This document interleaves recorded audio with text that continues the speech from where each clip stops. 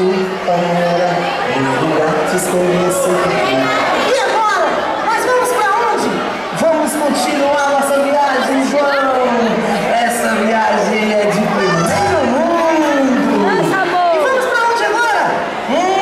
Já estou avistando um novo lugar. E parece que tem uma menininha lá. Eu vou conversar com ela, tá? Eu também quero conversar com ela. Calma, João, calma, João. Deixe-me ver agora. Pessoal, acabamos de chegar em outro lugar. Vou dar uma pista. O pessoal que vive lá é como se fossem os nossos irmãos. Eu vou apresentar para vocês uma menininha aqui.